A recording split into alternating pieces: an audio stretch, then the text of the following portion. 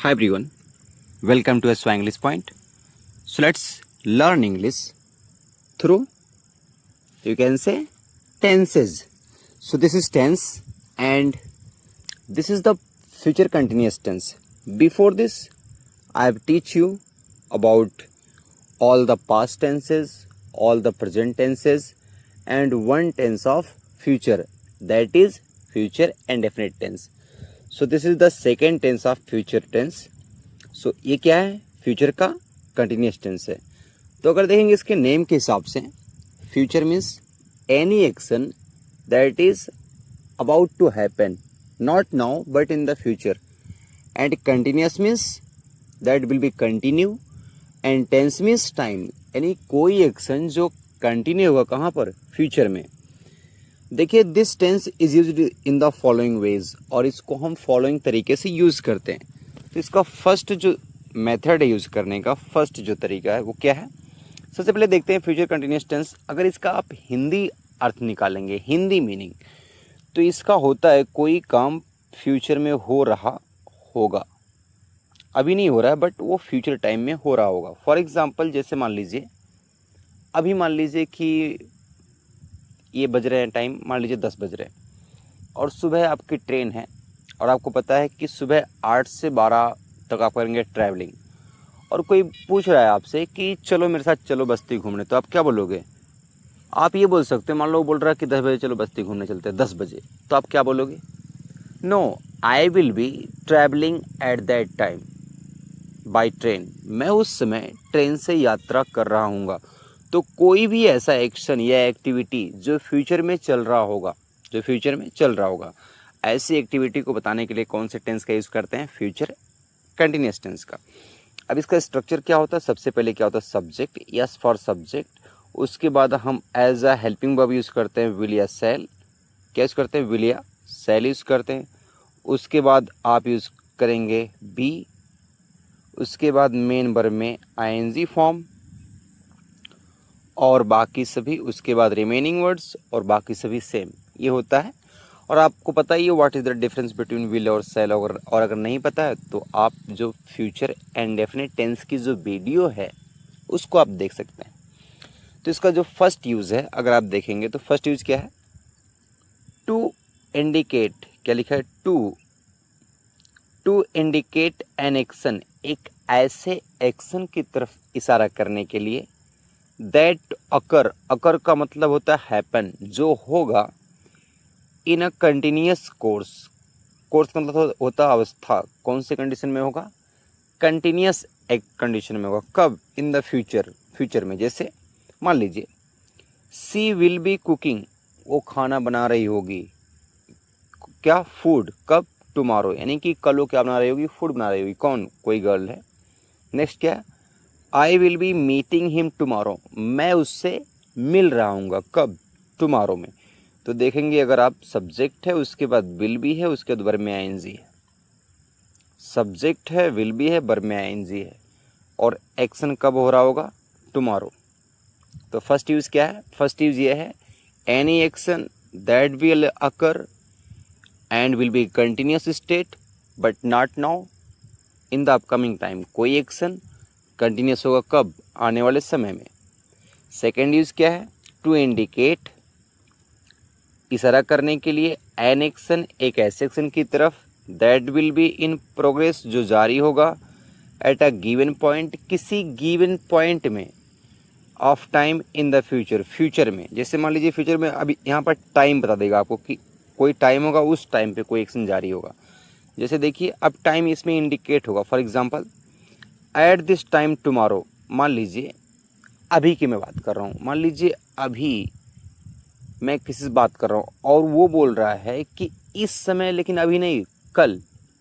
We shall be attending the party, और हमें मालूम है कि कल जो पार्टी अटेंड हमें करनी है, लेकिन अभी नहीं, कल.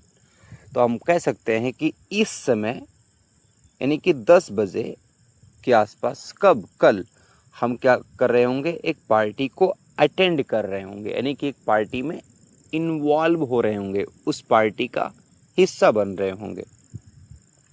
नेक्स्ट क्या है, we shall be visiting the zoo at this time tomorrow. हम कहाँ जा रहे होंगे? चिड़ियाघर जा रहे होंगे। विजिट का मतलब है कहीं पर जाना। इस समय, कब? कल। तो देखेंगे we plus shall be plus verb में आईएनजी। जब भी विल बी या शैल बी उसके बाद वर्ब में आईएनजी आता है, यानी कि वो टेंस किस में होगा? फ्यूचर के इंडेफिनिट में होगा। अब देखते हैं इसका स्ट्रक्चर। बाकी सब जानते ही हैं कि विल या ही, यू, ही, सी, इट या दे के साथ क्या लगता है? विल लगता है, फिर बी, फिर first form of the verb, फिर उसके बाद आईएनजी, फिर रिमेनिंग वर्ड्स। सेकेंड स्ट्रक्चर क्या है? आई और वी के साथ जानते हैं क्या लगता है? शैल लग जाता है, क्योंकि ये कौन से पर्सन होते हैं? फर्स्ट पर्सन होते हैं। उसके बाद शैल, उसके बाद be, first form of the verb, उसके बाद आईएनजी फॉर्म। जैसे देखेंगे नेक्स्ट ईयर, अगले साल, माय टीचर, जो मेरे टीचर हैं, will be going to China. कहाँ जा रहे होंगे? चाइना लगता है। ये एआई सीखने जा रहे हैं, आर्टिफिशियल इंटेलिजेंस। कहाँ पर? चाइना में। तो यानी कि कब जा रहे होंगे? अगले साल जा रहे होंगे। I shall be teaching my student, और मैं अपने स्टूडेंट को टीच कर रहा हूँ। कोई काम जारी होगा कब? अभी नहीं, फ्यूचर में। नेगेटिव का स्ट्रक्चर क्या होता है? नेगेटिव में बस कुछ नहीं है, जो मेन वर्ब है और बी नहीं, जो हेल्पिंग वर्ब है विल और शैल और बी के बीच में क्या लग जाएगा? नॉट लग जाएगा। जैसा कि आप ऑब्जर्व कर पा रहे होंगे, देखिए विल और बी या फिर शैल और बी के बीच में क्या लग गया? नॉट लग गया, बस और कुछ नहीं। बाकी सब एज इट वाज बिफोर। जैसे they will not be studying in a city college, वो एक सिटी कॉलेज में नहीं पढ़ रहे होंगे। उनकी करंट कंडीशन के हिसाब से हम ऐसा कह रहे हैं कि वो सिटी कॉलेज में नहीं पढ़ रहे होंगे। I shall not be bathing this evening, मैं इस शाम को नहीं नहा रहा हूँ। कौन कह रहा है? मैं कह रहा हूँ। I shall not be bathing this evening. तो ये कौन सा था? ये नेगेटिव था। नेगेटिव के बाद क्या हो गया? इंटरोगेटिव का देखते हैं एक बार। इंटरोगेटिव में क्या होता है? ऐसे क्वेश्चन, ऐसे टाइप के सेंटेंसेस जिसमें हम क्या पूछते हैं? प्रश्न पूछते हैं, वो क्या होता है? इंटरोगेटिव।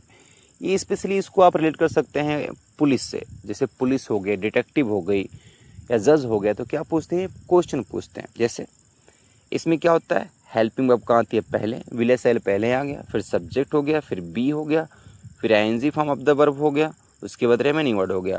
और इसकी एक यूनिकनेस क्या है कि इंटरोगेटिव सेंटेंस के एंड में हम क्या लिखते हैं? क्वेश्चन मार्क लगाते हैं। फिर इसका एक और तरीका होता है, इंटरोगेटिव सेंटेंस की शुरुआत क्वेश्चन वर्ड से भी होती है। क्वेश्चन वर्ड क्या होता है? व्हाट हो गया, वाई हो गया, व्हेन हो गया, हु हो गया, हाउ मच, हाउ मेनी। ये क्या होते हैं? इंटेरोगेटिव वर्ड होते हैं। तो इसी को हम क्वेश्चन वर्ड भी बोलते हैं। क्वेश्चन वर्ड के बाद बाकी सब सेम। विल या शैल लगा दीजिए, सब्जेक्ट यूज कर लीजिए, बी, उसके बाद ING form of the verb, उसके बाद क्या? रिमेनिंग वर्ड्स, और एंड में क्या लगाते हैं? Question mark. जैसे विल दिस बॉय, क्या यह बच्चा, बी वॉन्डरिंग, वॉन्डर का मतलब क्या होता है? भटकना, इधर उधर भटकना, विदाउट एनी पर्पस। कहाँ पर? इन द फॉरेस्ट। तो बोल रहा है क्या यह बच्चा वॉन्डर कर रहा होगा? कहाँ पर? फॉरेस्ट में। हाउ लॉन्ग, कितने समय से, विल दे बी ट्रैवलिंग, वो यात्रा कर रहे होंगे। हाउ लॉन्ग मीन्स कितनी देर से, कितना देर। वो कितना देर यात्रा कर रहे होंगे, कोई पूछ रहा है। तो हाउ लॉन्ग मीन्स वो टाइम बता रहा है, ड्यूरेशन। तो देखिए ये क्वेश्चन वर्ड से शुरुआत हुई है इसकी, और इसी किससे हुई है? हेल्पिंग वर्ब से। इसमें क्या डिफरेंस होता है? ऐसे सेंटेंस जिसका जवाब हम यस या नो में दे सकते हैं, उसकी शुरुआत किससे होती है? हेल्पिंग वर्ब से।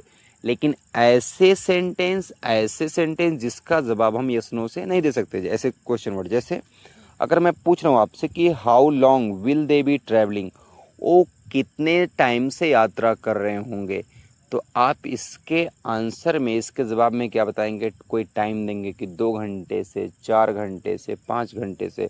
लेकिन अगर फर्स्ट क्वेश्चन में पूछूं will this boy be wandering in the forest, क्या यह बच्चा जंगल में भटक रहा होगा, तो अगर भटक रहा होगा तो यस, और नहीं भटक रहा होगा तो no. So that's all. Keep learning and keep growing.